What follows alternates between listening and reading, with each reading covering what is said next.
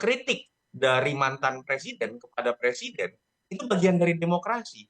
Ya, sebagai sebuah simbol saya sepakat apa yang tadi awal saya katakan, Bang Daniel juga tadi tegaskan, menurut saya ini baik dalam konteks memberikan contoh pada masyarakat bahwa di tengah perbedaan pendapat pun dalam alam demokrasi, tetapi di atas meja, di hadapan publik harus ditunjukkan bahwa mereka tetap baik-baik saja, silaturahmi tetap terjaga dan lain-lain. Akan tetapi saya ingin masuk ke dalam penjelasan bahwa jangan sampai kemudian narasi yang terbangun adalah bahwa yang berada di luar pemerintahan atau berbeda pendapat itu menghalangi harmonisasi, itu tidak menciptakan stabilitas politik, itu tidak ikut dalam kegotong royongan. Karena sebagai contoh misalnya, kalau kita misalnya melihat bagaimana Pak Jokowi tidak mengajak Pak Prabowo ketika kemudian menang di 2014, baru mengajak Pak Prabowo dalam pemerintahan di 2019. Apakah serta-merta kita bisa katakan bahwa saat itu Pak Prabowo kan tetap keras mengkritik ya, bahwa Pak Prabowo kemudian tidak masuk ke dalam sebuah harmonisasi pemerintahan kan tidak. Malah ketika Pak Prabowo terus melakukan kritik secara objektif sebagai oposisi saat itu terhadap pemerintahan Pak Jokowi, di situ pendidikan politik buat masyarakat terjaga. Di situ aspirasi masyarakat yang tidak semuanya bisa diselesaikan oleh pemerintahan tetap bisa disalurkan. Itu juga yang kalau kita lihat di negara-negara maju ya, Bang Yasir, bahwa misalnya di Amerika Serikat, perbedaan pendapat yang cukup tajam, bahkan kritik dari mantan presiden kepada presiden, itu bagian dari demokrasi yang memperkaya wacana. Dan itu menurut saya esensi dari demokrasi, bahwa kebisingan harus terjadi selama sifatnya konstruktif, saling kemudian mengisi.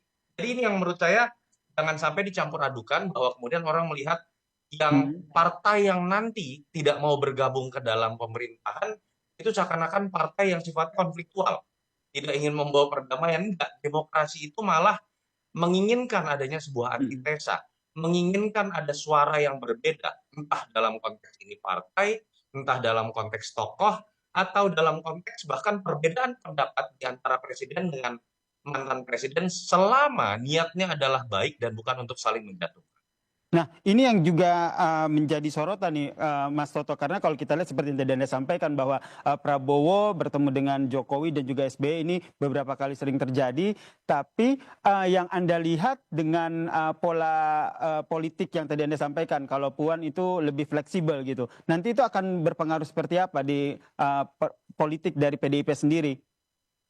Iya, Mbak Puan ini kan kalau kita bicara lebih fleksibel, paling tidak dalam arti gaya berpolitik, gaya berkomunikasi. Dan menurut saya itu mencairkan sikap politik PDI Perjuangan yang seringkali dikritik oleh beberapa pihak, gaya berkomunikasi Ibu Mega ini terlalu keras begitu misalnya ya. Mbak Puan ini memposisikan diri kadang-kadang terlihat untuk mencairkan suasana paling tidak. Tetapi saya masih percaya bahwa PDI Perjuangan sikapnya masih satu, tidak kemudian menjadi dua. Bahwa kemudian ada dua sikap yang berbeda, bahwa ada perbedaan pendapat internal pasti, tapi menurut saya ya tetap keputusan masih diambil oleh Ibu Megawati Soekarno Putri. Apakah ini pertama kali terjadi di PDI Perjuangan? Mas Yasir, tidak juga. Dulu kalau kita lihat masih ada almarhum Pak Taufik Kimas, ada situasi yang mungkin derajatnya berbeda tapi polanya mirip. Bahwa Ibu Mega juga cenderung bersikap keras terhadap pemerintahan SBY saat itu, Pak Taufik Kimas almarhum ini cenderung bersikap lebih lentur dalam menjalankan komunikasi. Berarti lebih fleksibel begitu ya. Saya ingin ke Mas Daniel.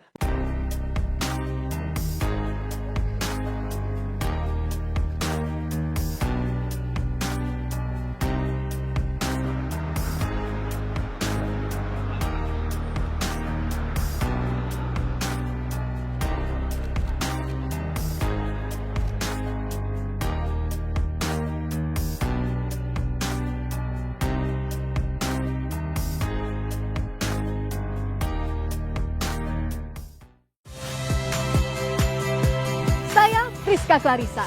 Saksikan program-program Kompas TV melalui siaran digital, pay TV, dan media streaming lainnya. Kompas TV, independen, terpercaya.